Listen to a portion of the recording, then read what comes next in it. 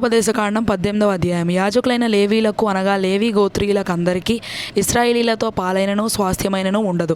వారు యెహోవా హోమద్రవ్యములను తిందురు, అది వారి హక్కు. వారి సహోదరులతో వారికి స్వాస్థ్యము కలదు.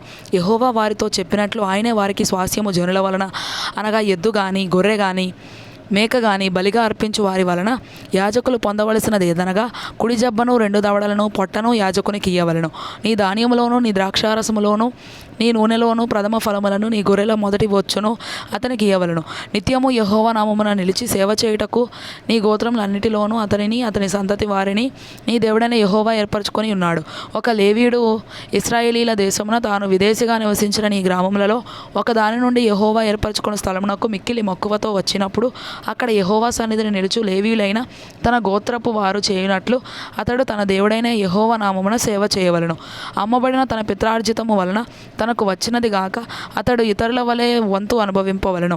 నీ దేవుడైన యెహోవా నీకిచ్చుచున్న దేశమున నీవు ప్రవేశించిన తరువాత ఆ జనముల హేయ కృత్యములను నీవు చేయ నేర్చుకొనకూడదు.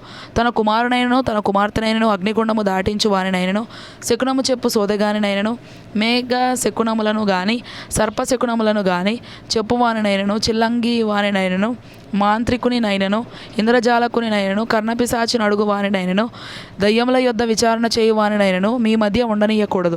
వీటిని చేయు ప్రతివాడును యెహోవాకు హేయుడు. ఆ హేయములైన వాటిని బట్టి నీ దేవుడైన యెహోవా నీ ఎదుట నుండి ఆ జనములను వెళ్ళగొట్టుచున్నాడు. నీవు నీ దేవుడైన యెహోవా యొద్ద యథార్థపరుడవై ఉండవలను. నీవు స్వాధీనపరచుకొనబోవు జనములు మేఘ శకునములను చెప్పువారి మాటను సోదెగాండ్ర మాటను విందురు. నీ దేవుడైన యెహోవా నిన్ను అలాగున చేయనీయడు. హోరేబులో ఆ సమాజ దినమున నీవు నేను చావకుండునట్లు మళ్ళీ నా దేవుడైన యెహోవా స్వరము నాకు వినబడకుండునుగాక, ఈ గొప్ప అగ్ని నాకు ఇకను కనబడకుండునుగాక అని చెప్పితివి.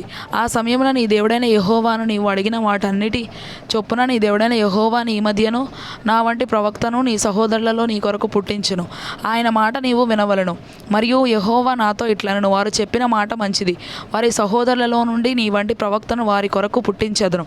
అతని నోట నా మాటలు నుంచుదును. నేను అతనికి ఆజ్ఞాపించినది యావత్తును అతడు వారితో చెప్పును. అతడు నా నామమున చెప్పు నా మాటలను వినిన వానిని దాని గూర్చి విచారణ చేసేదను. అంతేకాదు ఏ ప్రవక్తయు అహంకారము పూని నేను చెప్పుమని తనకు ఆజ్ఞాపించని మాటను నా నామమున చెప్పునో ఇతర దేవతల నామమున చెప్పునో ఆ ప్రవక్తయును చావవలెను. మరియు ఏదొక్క మాట యెహోవా చెప్పినది కాదని మేము ఎట్లు తెలుసుకొనగలమని మీరు అనుకొనిన ఎడల ప్రవక్త యెహోవా నామమున చెప్పినప్పుడు ఆ మాట జరగకపోయిన ఎడలను ఎన్నడూ నెరవేరకపోయిన ఎడలను అది యెహోవా చెప్పిన మాట కాదు.